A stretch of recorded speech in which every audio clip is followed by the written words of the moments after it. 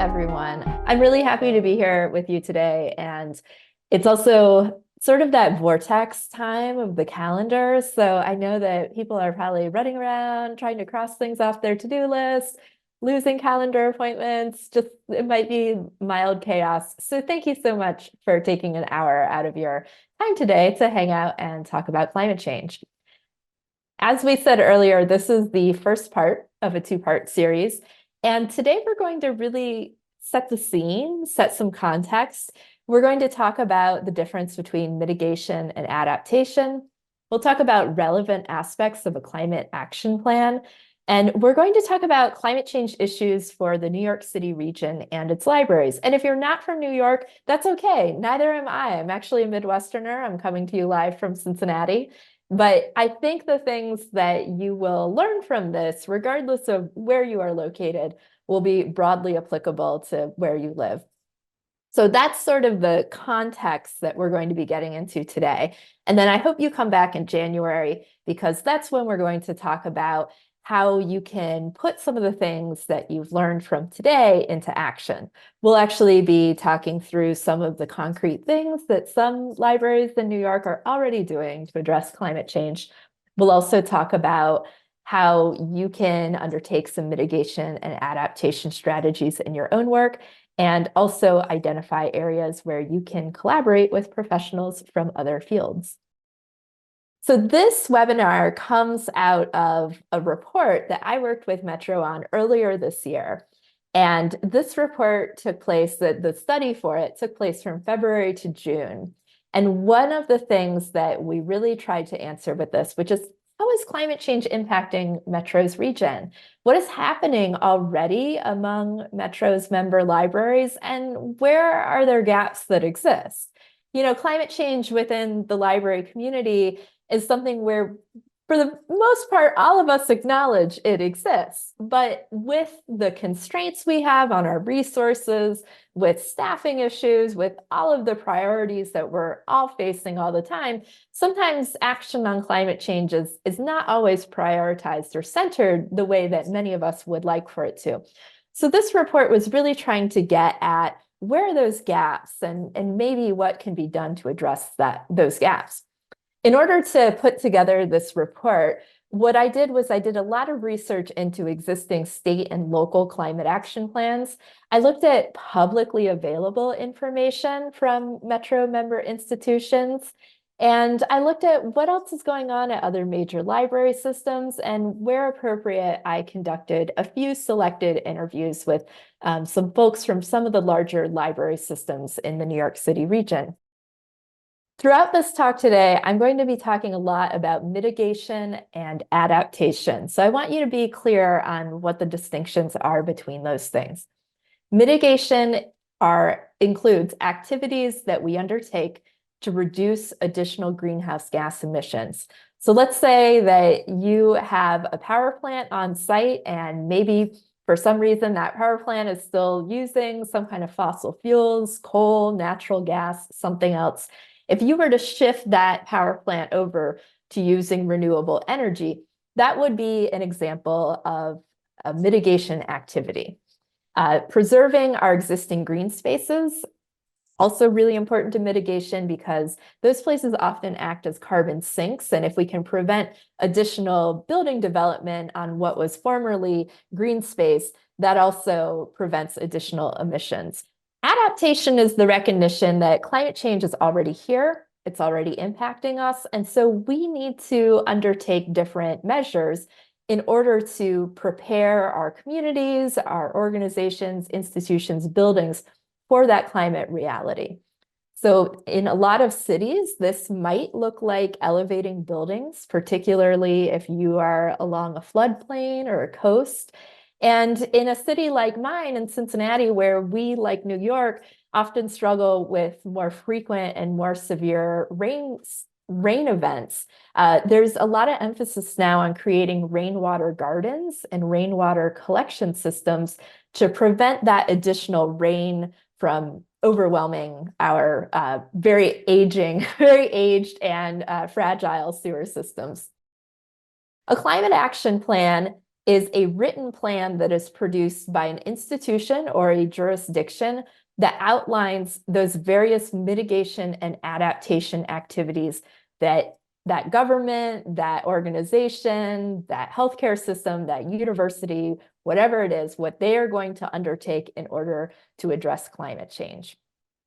And most climate action plans have some kind of overall goal of greenhouse gas emissions reduction. So they'll say something like, we are going to reduce our greenhouse gas emissions by 50% by 2030 or something like that. Typically, then there will be a breakdown saying, okay, if we look at our food use, our transportation, our waste, how we generate electricity or purchase it from a utility, here's what we're going to do in each of those categories in order to meet that larger goal. One of the things you will often see in climate action plans is something known as scoped emissions. This gets a little technocratic, but it's really important to understand. Now, this image that I have in the slide deck comes from a federal agency. I think it might be the Environmental Protection Agency, but scope emissions and that language exists not just in the federal government, but actually in international climate change policy. So it's important to understand this. I actually was on a webinar earlier this morning from some British colleagues, and they were talking about scoped emissions there for some of the work that they're doing. So it is an international concept. Scope 1 emissions are emissions that generally you are creating from on-site sources. So let's say that you have some kind of on-site power plant that is using natural gas or coal or something else, some other fossil fuel. Those emissions that come from that on-site power generation, that would be considered scope 1 emissions. Scope 2 emissions are often emissions that are being created from somewhere else, but that you still have some kind of control over. So an example of this would look like the types of energy that you can buy from a utility, right? So here in Cincinnati, we have some choice of different utility delivery options. And so I can purchase energy generated from a company that's still using a lot of coal-fired power plants, or I can switch over to a company that is doing renewable energy through solar and other measures. That would be considered scope 2 emissions. So those emissions are being created somewhere else, but you have some kind of indirect control over it. Scope 3 emissions are often thought of as emissions that are both difficult to count and difficult to control. Not impossible to control, but difficult to control. In a lot of organizations, scope 3 emissions most often are employee commuting and travel. So if you think about like a large university, right, you might have, particularly in my part of the country, you might have some people taking public transportation, but other people who are driving a variety of different vehicles. And then in addition to that, you would have people who are flying to conferences, and all of the emissions generated from that employee travel activity, that would be considered scope 3 emissions. Now, you can try to incentivize people to take public transportation or to take the train or bus instead of flying to conferences, but ultimately trying to control that and count it can be very challenging. So what makes a good climate action plan? Well, the first thing I would say is public reporting of data is incredibly important for a lot of reasons that we'll talk about later in our hour together. A good climate action plan should also have very specific ways in which those targets are going to be met. So, okay, if we're going to reach, 50% reduction in emissions within the next 20 years, who has ownership of that? Who is going to, bring down the emissions in the way we do food preparation, for example? What milestones are we going to have for measuring our progress? And a lot of these climate action plans that exist, particularly within institutions, should often kind of acknowledge the other contexts that they exist in. So if you're a university in a state with really ambitious climate change goals, you might want to see how much you can match that, right? Because if you say, well, we're only going to do this much, but the state is saying, oh, we're going to do that much, then there might eventually be pressure on you to accelerate your climate action plan. So having that alignment with existing goals is really important. And then, of course, distinguishing between those different scope 1, 2, and 3 emissions is important, because if you're saying, okay, we are going to reduce our emissions from transportation, well, how much of that scope 3 emissions can you really influence? And if you're overly relying on certain types of emissions to bring down certain types of scoped emissions to bring down your overall emissions, you need to make sure that that's achievable.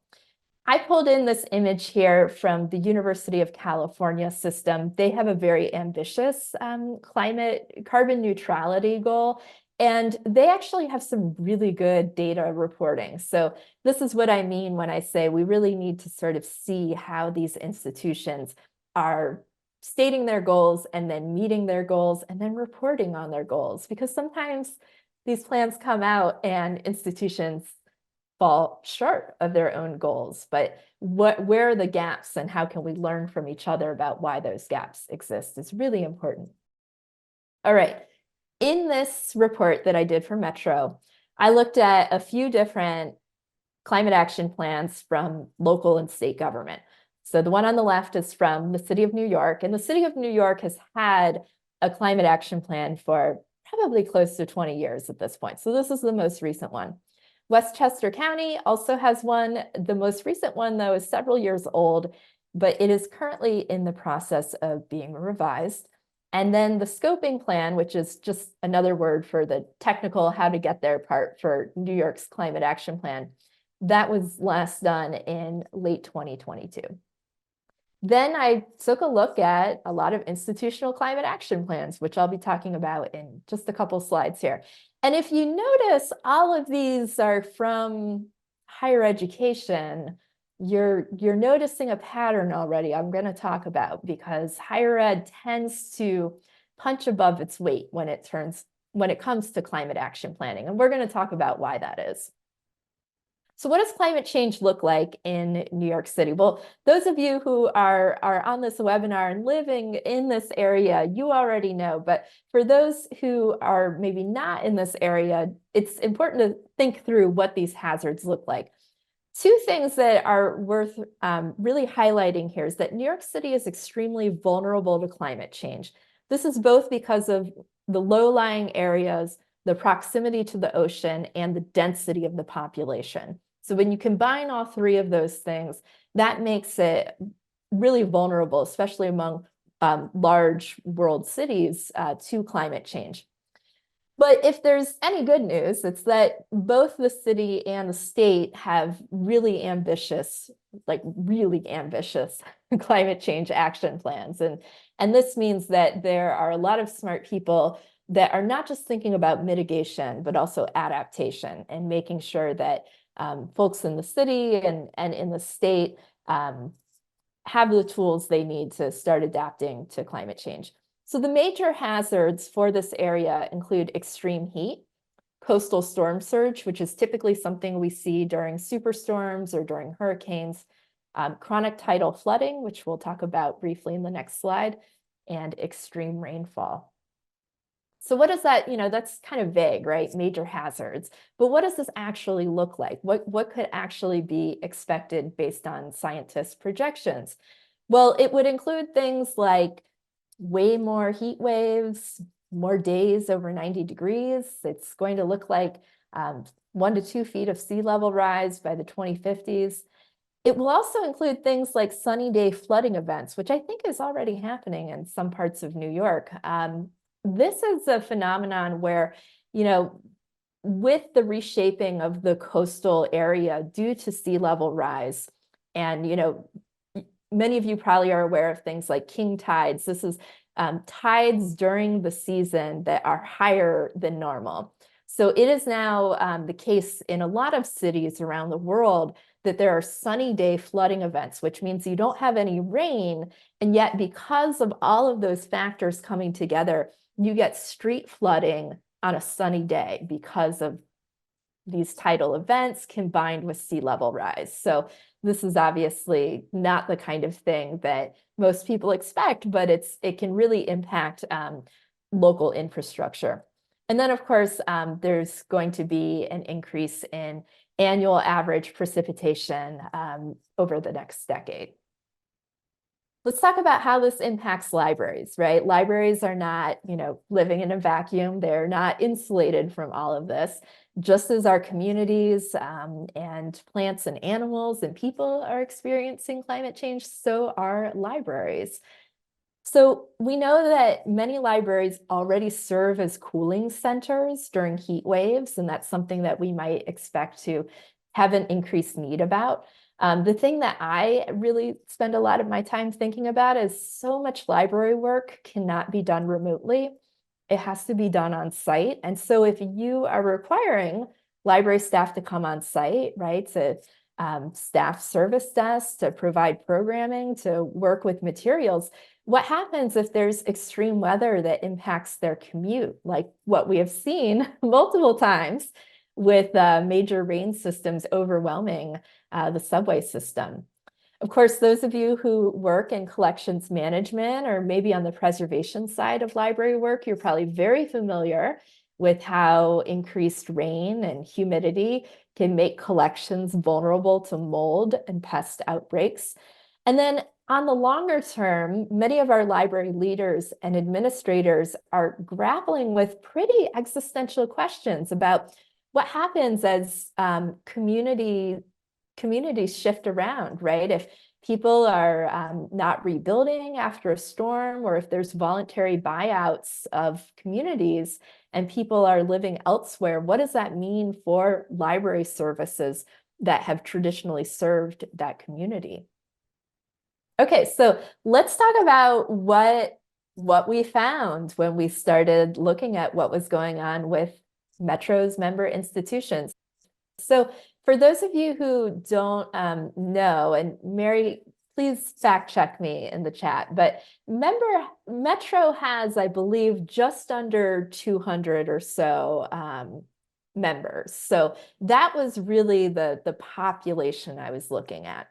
And what I wanted to find out when I started this work with Metro was looking at, okay, library-specific climate action plans are very rare. A lot of them don't exist, especially not among very large, prominent libraries, which is kind of surprising. So if you're looking at climate, like what's happening with libraries and climate planning, if you're only looking specifically at that library, you might miss some information. So as part of the study, what I also did was, if that library was part of a larger parent institution, so let's say it's a university library, it's part of a university.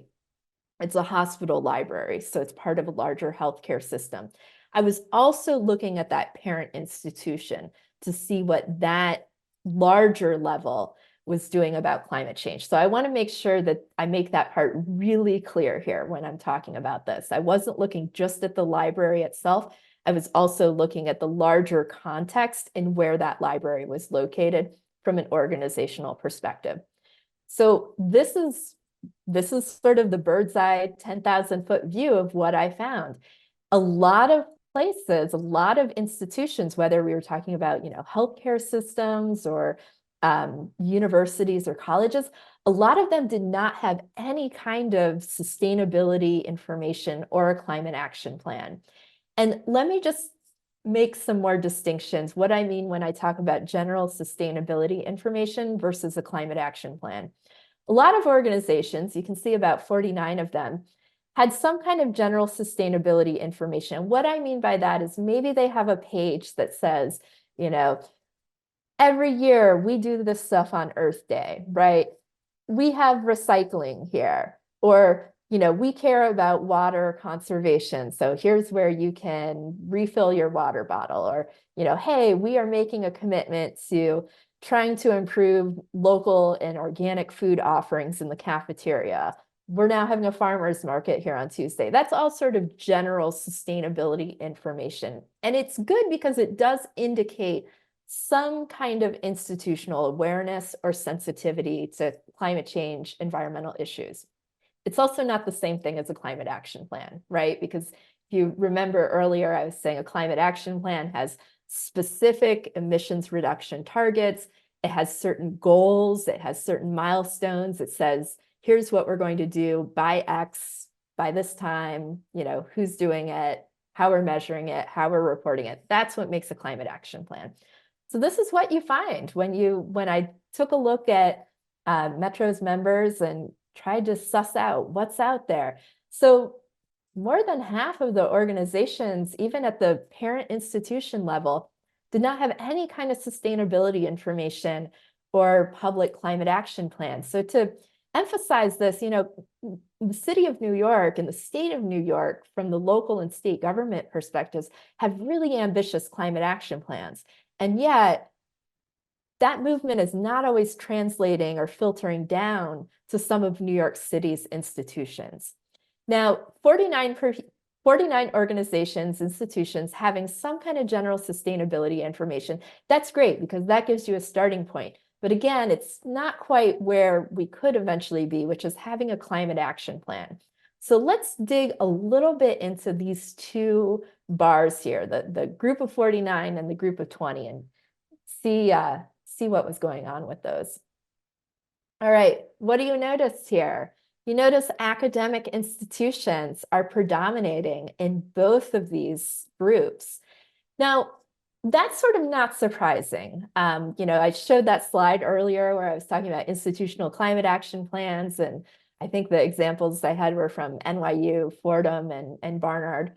There is a lot of infrastructure to support climate action planning within universities.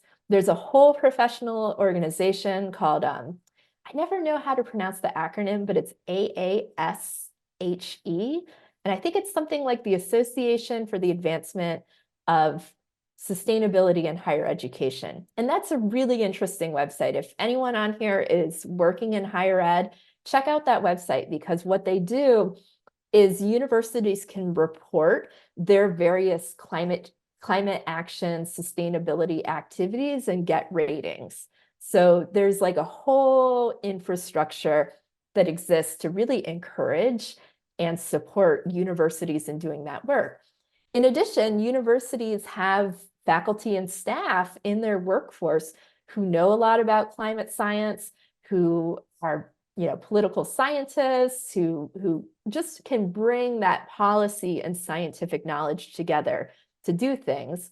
And also the students sort of create that constituency that expects a university to be responding to important issues, right? So that kind of explains why when you're looking at a large, diverse group of organizations like the group that Metro serves, why are academic institutions really sort of predominating? Well, those are all of the factors why.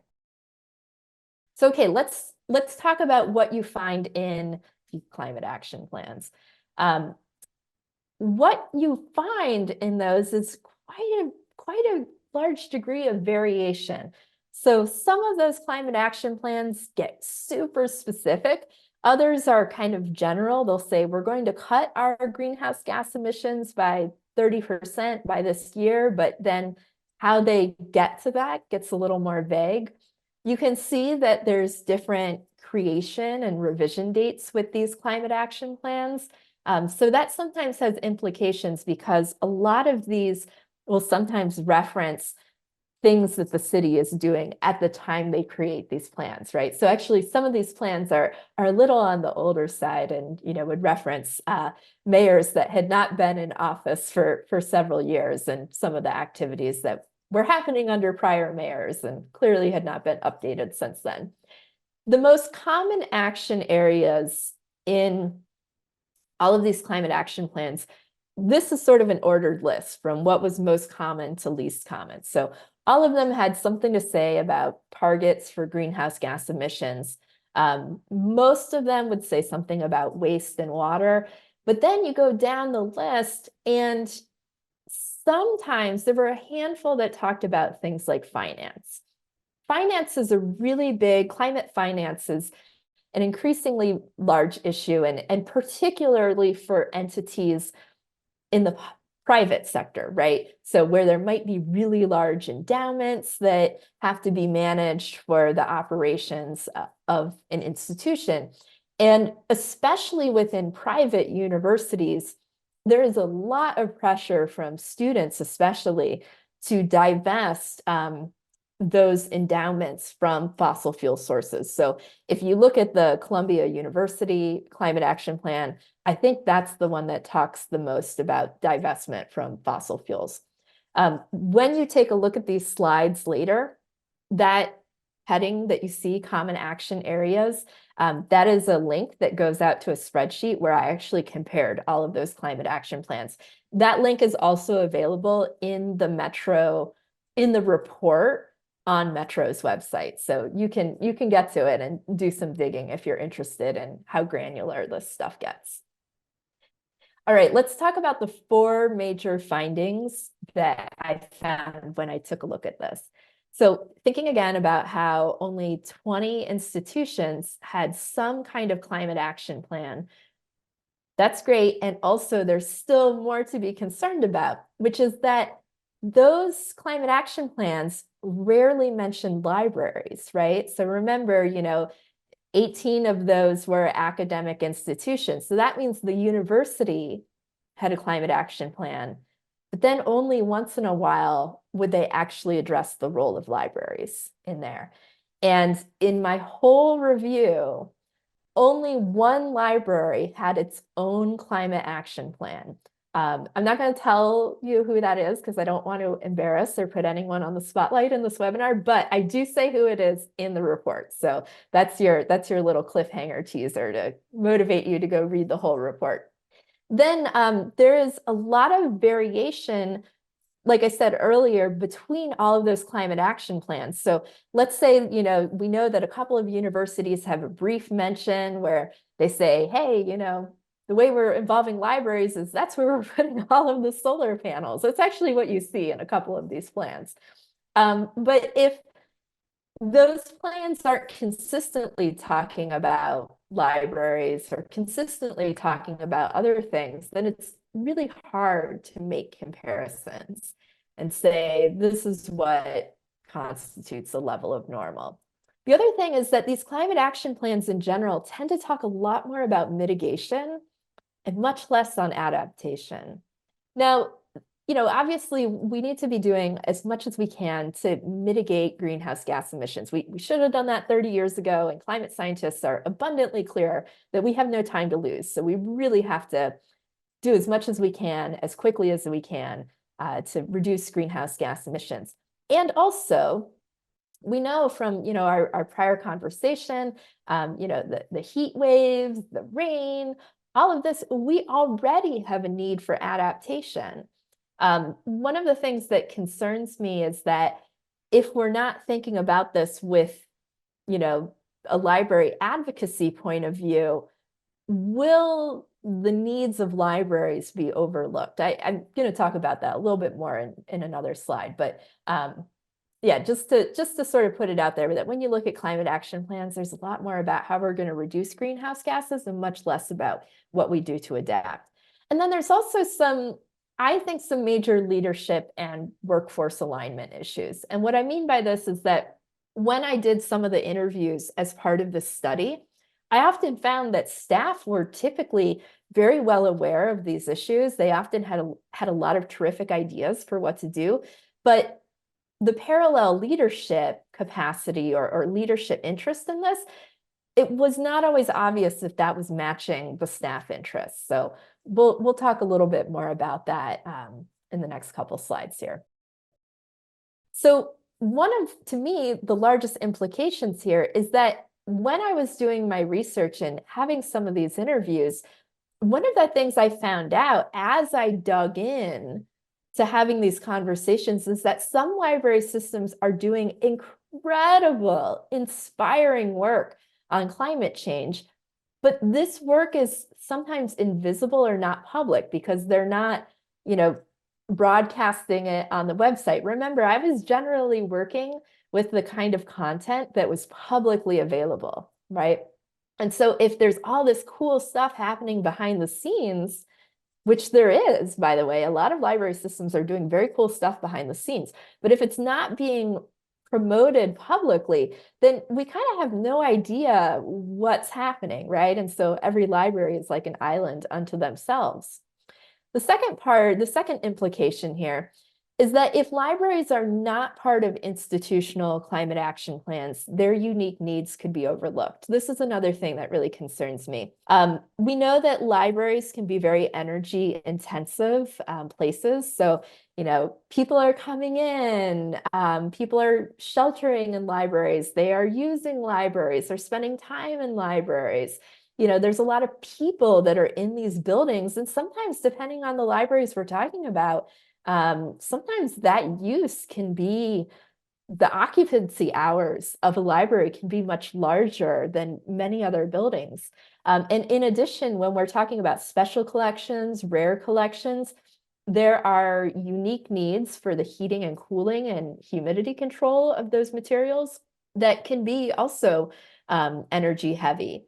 Now, let's say you're in an environment where there's a robust climate action plan and there's a mandate that, emissions have to be reduced by a certain time period and, it just has to be done. But let's say there are no librarians that are involved in those conversations.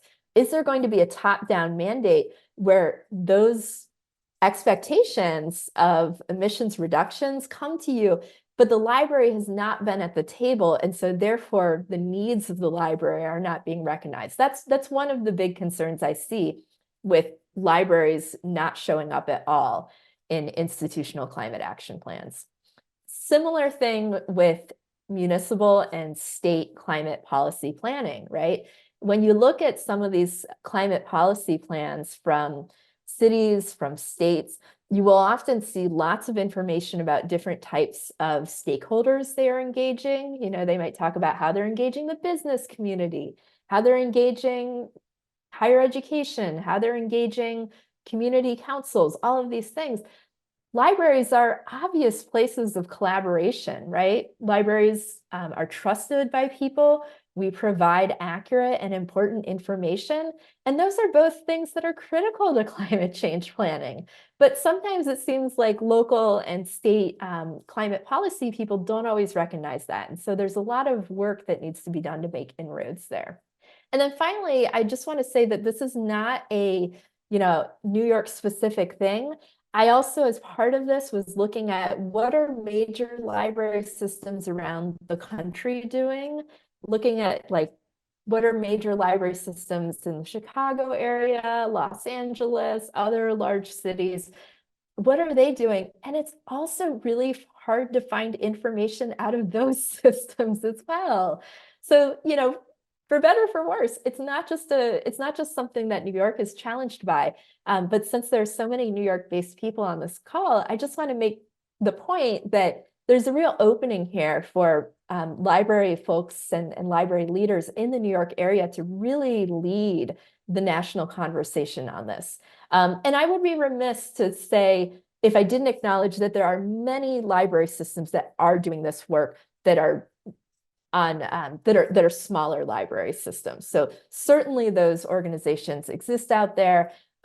There's a lot of small and medium-sized library systems that are doing incredible work, but we also need to see more of this coming from major library systems as well. All right, so let me start winding this up here, because I want to make sure we have time for questions and more discussion. So this is sort of restating some of the things I've already said, but I just want to leave this with you as kind of your final parting thoughts.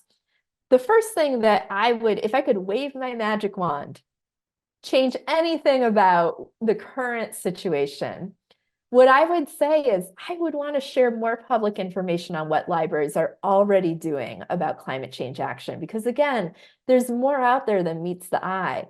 But I think sometimes there's some hesitancy to make that work public because maybe it's imperfect, maybe it's not totally clear how to frame it to the public, but putting something out there is really important because that inspires others to build off of your work. And it also normalizes the conversation around climate change planning in libraries. We need to prioritize adaptation just as much as mitigation. That can often sometimes be harder and more expensive to figure out, how you adapt a building in a flood risk area, right? There aren't easy answers there. But we really have to prioritize adaptation before disasters happen that force those decisions on us. We should also recognize that climate change is not just restricted to facilities or collections. This is something I see a lot in my work, not just with Metro, but with some of the other clients I work with, where sometimes climate change sort of gets pushed off to the people who do facilities. And obviously buildings are a huge contributor of climate change. They're also, energy intensive, so they use a lot of energy. So obviously our colleagues and facilities need to be part of this conversation. But the conversation can't end there, right? We're librarians, so there's all sorts of programming stuff we can and should be doing related to climate change. There's ways we serve our users where we should be integrating climate change planning into that. So I'd like to see climate planning in libraries go beyond just how does it affect our buildings and the materials we hold. We should also be integrating it into how does it affect the way we serve people and also the way that we treat and retain our staff as well. We need to see more integration of libraries into institutional climate action plans for all of the reasons we've laid out. And then finally, one of the things that I think is a huge opportunity is building closer relationships with emergency management officials, right? This is something that, especially where I come from in the archives world, we talk a lot about that, right? Does your local fire department know exactly all of the things that are in your rare collections, right? I think that kind of relationship building is applicable to all types of libraries, right? If there's some major heat waves, right? Does your local emergency dispatch know, where the library is and what's going on at the library? Because maybe if there's a heat wave and there's people coming to your building, hopefully there's no emergencies happening, but there could be. So building those relationships with emergency management officials, I think, is also a really important part of climate action planning. So I hope this has given you a lot to think about because there's obviously so many issues going on here. And I really strongly encourage you to dig into that report that I wrote for Metro and definitely make plans to come back for the second part of this webinar in January. That one's going to be really cool because that's where we're going to talk very specifically about here are a lot of cool things that libraries are already doing. Here's what you can do. Here's where you can get ideas for what else to do. So definitely plan on coming back in January. Thanks, everyone.